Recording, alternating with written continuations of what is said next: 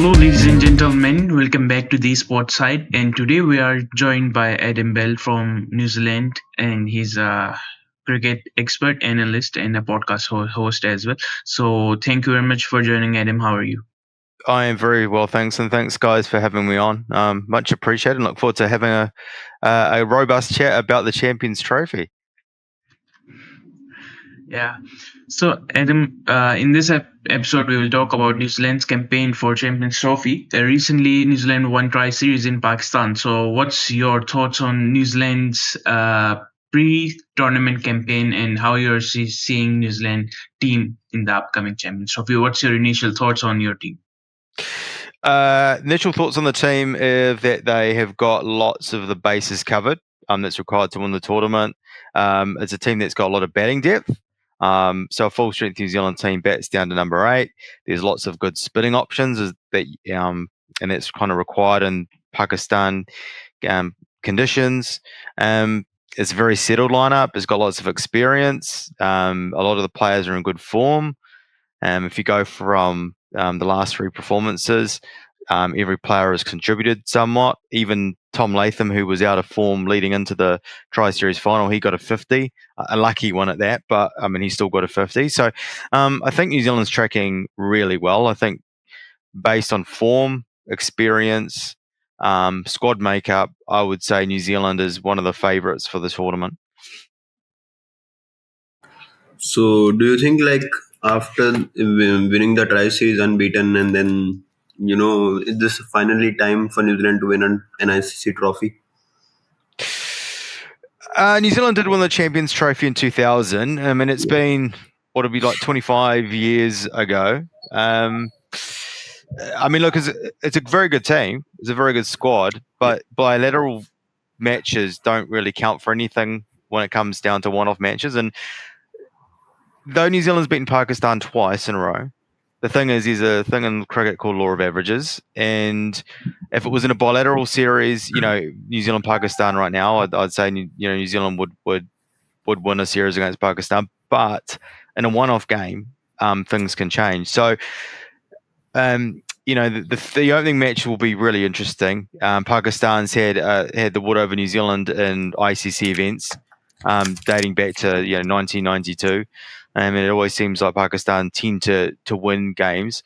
I think off the top of my head, 1992, the 1999 semi-final, obviously last 2023 World Cup group match, and then you've had the T20 World Cup semi-final, the T20 World Cup group match. I mean, that's a lot of ICC matches where New Zealand's won. New Zealand's lost. So I think in that respect, I think there's probably a little bit of apprehension around New Zealand fans that though the squad is looking good and that it's a settled lineup, when it comes down to one-off matches, anything can happen. Yeah. Adam, before going into the deep analysis of the team, I want to ask about the injury of Rachin Ravindra. Like we have seen, he got the ball hit on his face, and he has been impressive in the top order. Like if we have seen the 2023 World Cup, he has been impressive over there. So, what do you think if he is not available for the Champions Trophy? Maybe he will recover, or I don't have a update on it. If you have, you can share it. So, what's your take on Rachin Ravindra's absence? I think Rachin Ravindra will be all right for the first match. If he's unavailable, then Will Young will open the batting with Devon Conway. I mean, Will Young's got a really good ODI record, most of it fashioned against lesser opposition at home. And he's struggled a little bit in this series, in this tri-series. But he's a ready-made replacement if Rachin Ravindra is unavailable. But I think Rachin Ravindra will be available for the first match. So, Adam, like, I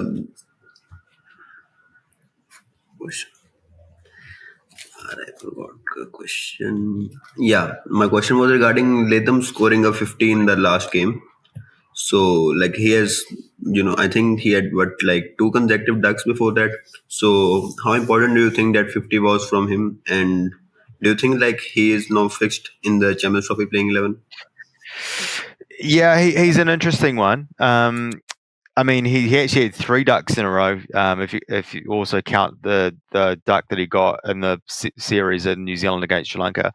Um, he's an interesting one. I mean, he's the first choice keeper. Um, I don't think the selectors want to go away from him and put say Devon Conway with the gloves, because Devon Conway, to be fair, isn't a strong keeper. He can do it for a T20 match, but I think for a 50 over match, it just would be too much for him. So Latham is New Zealand's number one keeper. So if he was to be replaced, um, there's no other keeper apart from Conway in the squad. So I think at the moment his spot is pretty much sealed until the end of the tournament.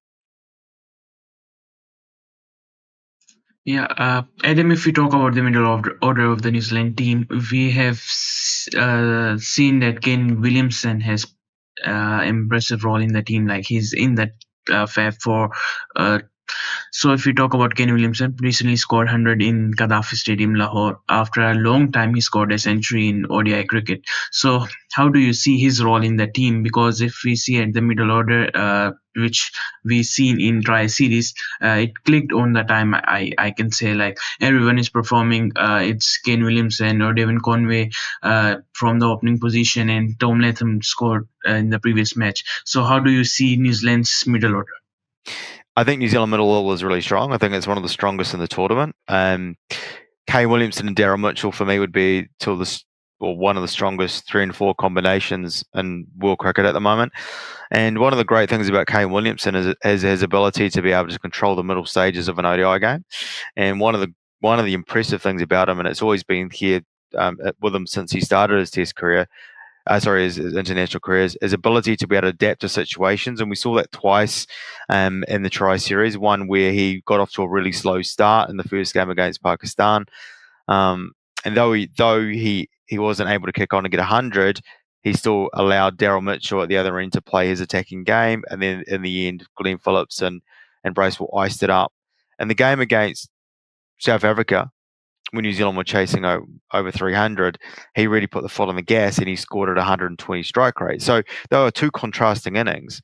So it kind of just shows you that the guy is able to assess conditions really quickly, and also able to complement the other batters around him. Like he's one of the best batsmen in the world at the moment, and I think he's a vital cog to the New Zealand side.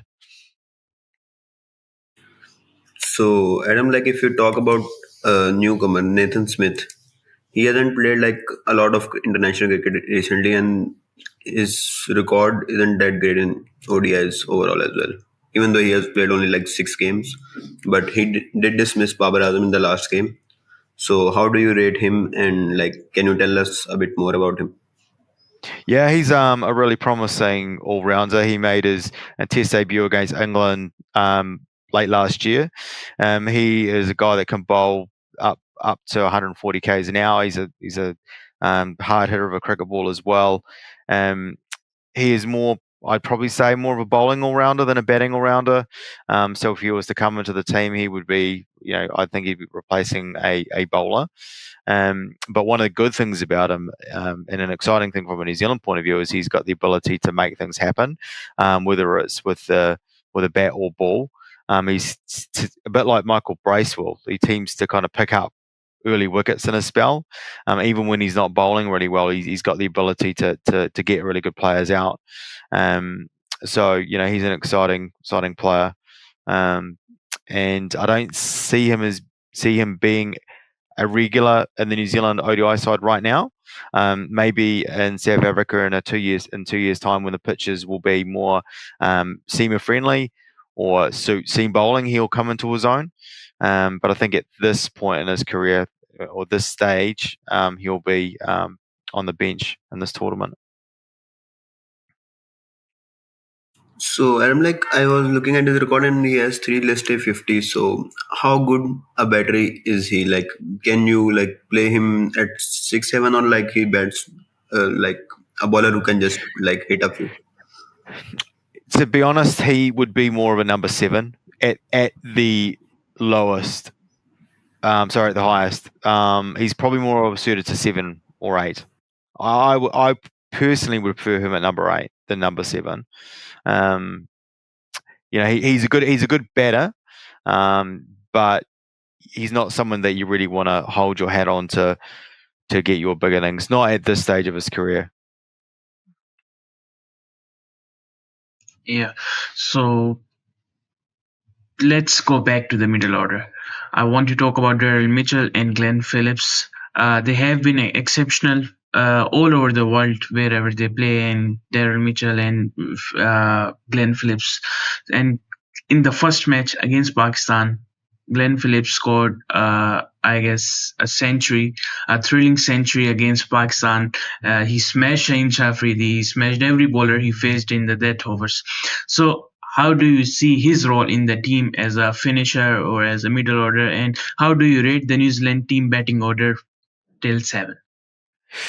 I think the New Zealand batting order is very, very strong. And I think one of the strengths of the New Zealand batting order is that they all know their roles. I talked about Kane Williamson in the middle stages of an ODI innings and how he's able to control the innings. Well, Daryl Mitchell's similar. I think the extra element that Daryl Mitchell's got is his ability to be able to play all around the wicket. He's attacking. He's experienced now.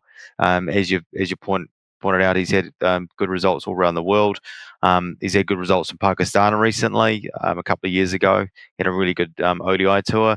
And then you've got Latham, obviously, who's a little bit out of form at the moment. Even though he got that 50, it was a bit scratchy.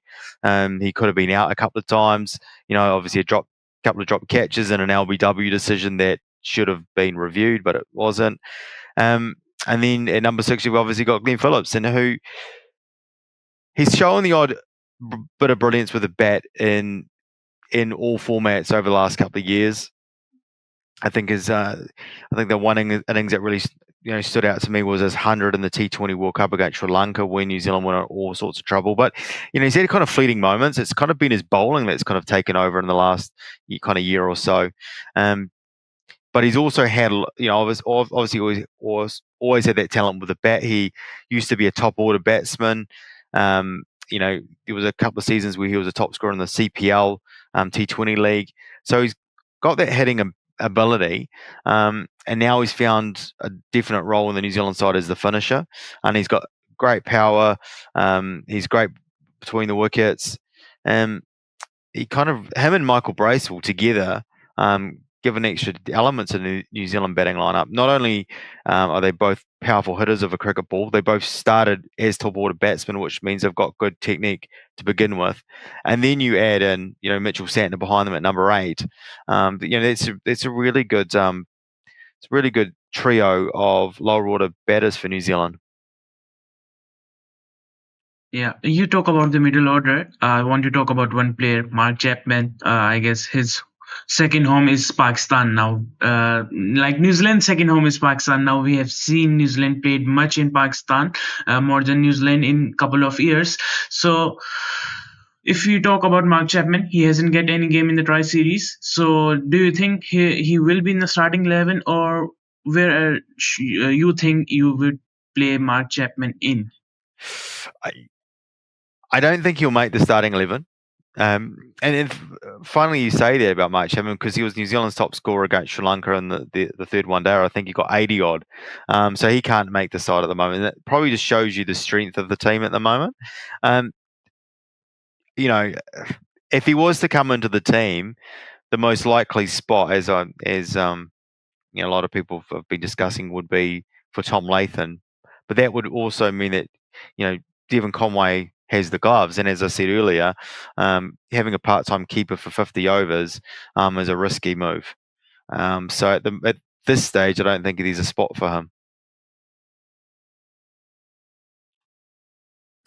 So, Adam, I was looking at the spin options in New Zealand squad, and New Zealand has a lot of options, and all of them can bat too. So, they have a lot of variety in that as well.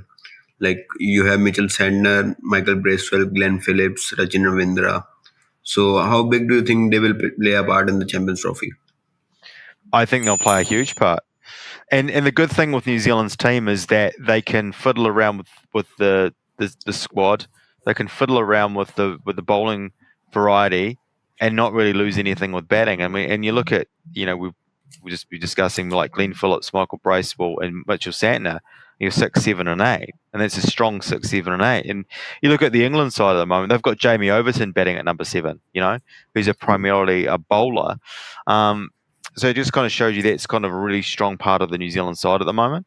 New Zealand can go into any given match now with 3 seam bowlers and 3 genuinely good spinning options, and then you add in Rachin Ravindra as well. Daryl Mitchell can roll his arm over. So there's a lot of options there with the ball. Like, do you think like Mitchell Santner with his performance recently, is he like one of the best ODI spinners in right now? I think he is. I think his game's gone to another level in ODI cricket. Early on in his career, he was someone that was very economical and kept the runs down and built pressure. But I think now he's not only does he have that element to his game, but he's also got the ability to get really good players out. And I think his recent performances in Test cricket in India kind of showed that. I know the pitches were helpful, but he bowled brilliantly over there, and I think that's probably given him a lot of confidence that he can not only contain batsmen but actually get them out with good deliveries. And I think he's shown that lately. Not many teams tend to collar him, and he's someone that even when he gets hit around the park, he can keep his nerve. And we've seen that on many occasions where he bowls a bad first over, but he can kind of come back and kind of keep it under control again, and that's a massive trait of him. He's always good under pressure. Like, what do you think about his captaincy then? I think he's a really interesting captain. I think he's been groomed to be New Zealand captain since he made his debut as a 19-year-old. He's a clever guy. He's an engineer with an engineering degree, so he's someone that like looks at the game in a really logical fashion. I like his captaincy. He's a bit different. As I said, he's really good under pressure. And I think those traits really hold New Zealand cricket in good stead.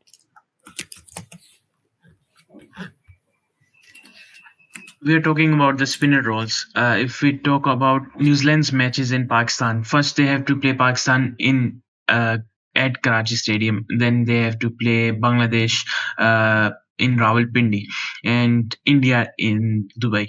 If we talk about the conditions, you have seen the last match in Karachi.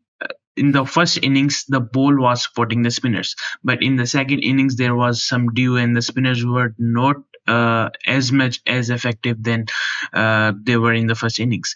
So, if we talk about the role of spinners in this Champions Trophy for New Zealand, how do you think the spinners will play more effective role? Because if we see in Dubai, the spin play much role than pace bowling. The spinners will be utilized more in Dubai. But if we talk about the against Bangladesh in Rawalpindi, we have seen the surface over there is pretty flat, and they do not support spinner much. Like you can say, it's a graveyard for the spinners. I think New Zealand will go on with the same team regardless of the conditions. And as I said, like there's at any given time there'll be 3 seam bowlers, and then you've got Daryl Mitchell who could bowl. You got Ravindra. The thing is about Mitchell Santner, he's a guy that can contain a batting order and he keeps it tight, doesn't bowl too many bad deliveries. So I think in Pindi, someone like him will be okay. Michael Bracewell as well has got that element of wicket taking ability about him. So I don't see New Zealand really changing anything. I don't think they're going to make big changes. I don't think that the think tank and the New Zealand management are going to do anything different. Lockie Ferguson will come into the team as well. He's been out injured recently. He's been playing the ILT20. So I think New Zealand will back themselves to have enough batting depth to score big runs in Rawalpindi, and then let the pressure of the big score come into play when teams chase it. Or if a team gets a big score against them, I think New Zealand team, especially with the batting depth, backs themselves to chase anything.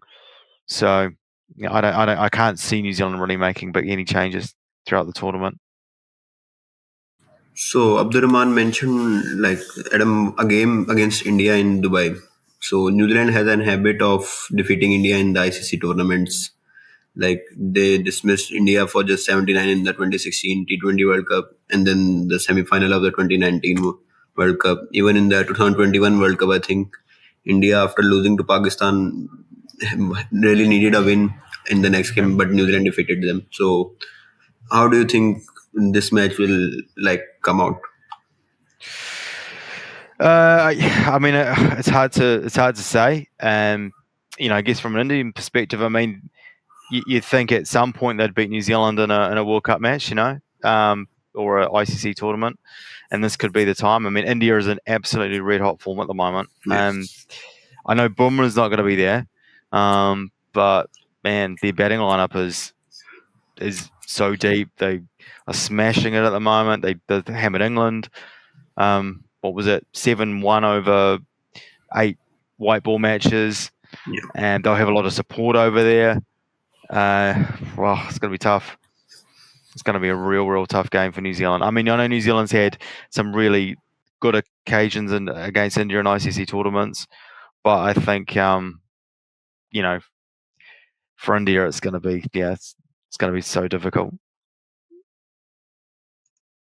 I've seen one thing like which Zed talk about like New Zealand lost in the tournaments against India, but the thing is we have seen New Zealand peaking at the right time just before the ICC tournaments and playing ICC tournaments in a style that they have been dominating the teams, but at the end sometimes the luck has not been on their side and they couldn't win the trophy. So how much you are looking at the tournament. And sorry, I want to correct that New Zealand has been defeating India, not India defeating New Zealand. Sorry, what was your question again? Sorry. Like New Zealand go far in the tournament but couldn't win ICC tournaments except they have won the ICC Test Championship but couldn't win any ICC tournaments yet because they peaked at the right time just before the tournament. Every tournament. You probably could argue though that New Zealand in a lot of tournaments go further than what they should really do. I think in the 2023 ODI World Cup they were against the red hot Indian side at home, so that was always going to be tough. 2019, to get to the final after all the issues going into that final, and New Zealand had a lot of luck as well to get there. New Zealand were level on points to Pakistan. It was net run rate that got New Zealand into the semi-finals. And then also the game against India ended up being a 2-day ODI game, and India were kind of disadvantaged there. So, New Zealand had some luck on their way to in the 2019 World Cup. And then in other World Cups, I think they've just kind of overachieved a little bit. 2015 at home, that was a great opportunity because it was a very good New Zealand team. But other occasions, I think New Zealand has kind of punched above its weight somewhat. This time around, it's actually very, very settled and a very good New Zealand team. So if they get themselves into a knockout game, it'll be a kind of a different element. It'll be a bit of a different pressure that will be placed upon them, especially if they play, like a South Africa or Afghanistan on the other side.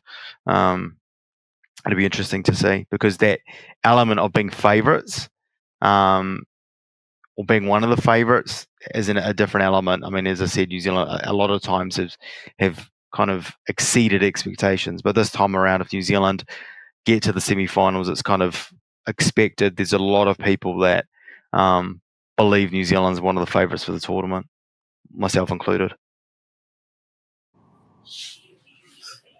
So, Adam, if you talk about New Zealand's pacers, there's Jacob Duffy. I remember like he made a T20 debut against Pakistan in the like COVID series where Rizwan was captain and Shahbaz was captain, I think. Then there are like experience of Lockie Ferguson and Matt Henry as well with Will O'Rourke.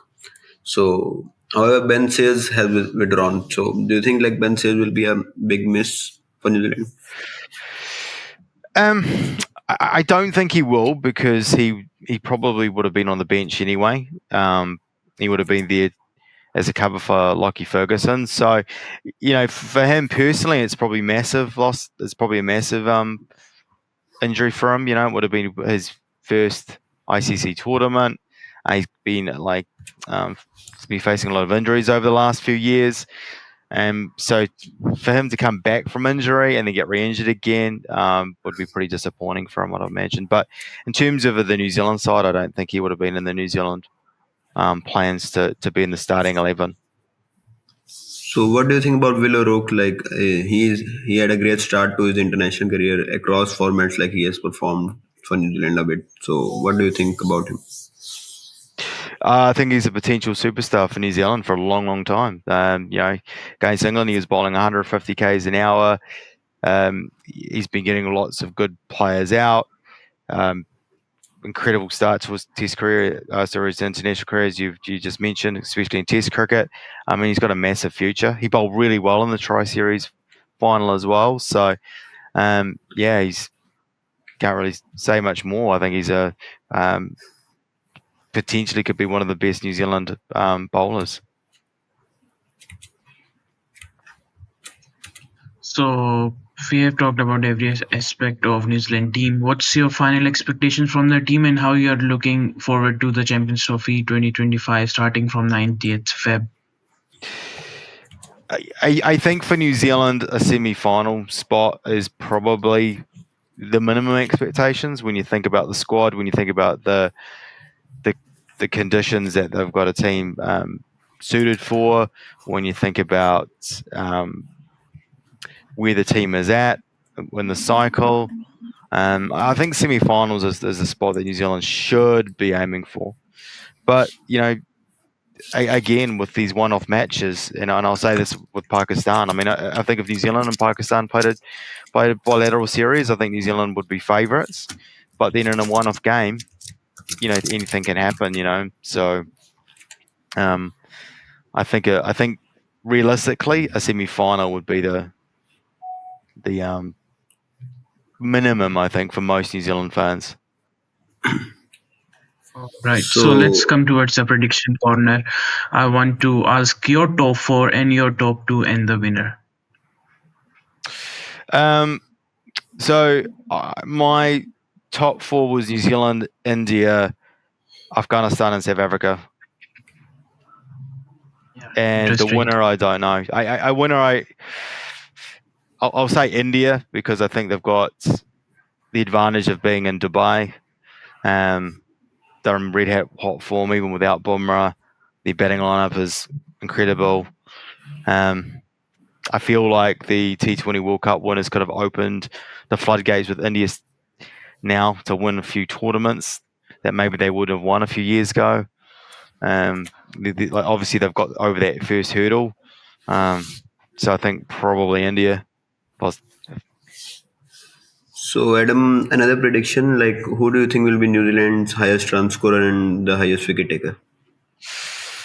Highest run scorer, Kane Williamson. Highest wicket taker, I'll go Michael Bracewell. Okay, so who are the top 5 players you're looking out like they will be your eyes on it for Champions Trophy? For all teams? Yeah, for all teams, top 5. So I will go Shaheen because I think if Pakistan are going to have a big tournament, I think he needs to perform to his best. And if he performs to his best against New Zealand, and then going forward, I think it'll be a long way for Pakistan to really make a shake in the tournament. Just trying to think of other players. Travis Head is another one. I mean, Australia's struggling at the moment, but if Travis Head has a really big tournament, then Australia will be dangerous. Heinrich Klaasen, what can you say about him? He's probably the best hitter of spin in the world at the moment. So that's 3 guys. I mean, I mentioned India, and now I've got to think about a player from India. I'm going to throw a curveball out with India and Arshdeep Singh, who's been in really good form for India in all white ball formats. But this is the first time that he will have had to lead basically the Indian bowling lineup by himself. I know Shami's coming back from injury, but this is his kind of time to shine. So it's a big tournament for him. And then who else? Who else have we got? Trying to think of other teams. I've actually not even thought of anybody from Bangladesh. Who else are we going to have? I think Josh Butler is another one because he is regarded as one of the best ODI batsmen in the world, but his captaincy's been a little shaky, if we're to be honest. And with Bazball struggling in India, I think he's going to have a lot of pressure on him. And so, can he perform to his lofty heights? Because I don't think his ODI performances have kind of matched what he's been putting out in T20 matches. So, can he kind of get his form back, and can he lead England out of their group? I think it'll be interesting. So, Adam, you mentioned Shaheen earlier, like he's a player to watch out for. I remembered that Haris Rauf also has a great record against New Zealand in both ODIs and T20s. So, and he's recovering from an injury. I guess he will be fit before the opener. So, how do you see him? I think he's a vital cog. He had a really good series in South Africa. In Australia, where he was just taking bundles of wickets for fun. So he's got to come back into the Pakistan side if he's fit, doesn't he? And obviously you've got him and Naseem Shah, who also bowled well the other night. So I think Pakistan's paces are looking really good at the moment. The only thing with Pakistan is the spin bowling. They really need Abrar to pull his weight. And also Kushal. But I think for me, Haris Rauf, Naseem Shah, and Shaheen Shah, if they're all three are firing, watch out.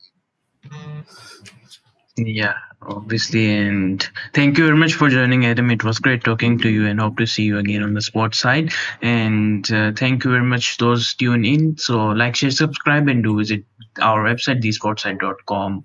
Thank you very much for joining. See you again.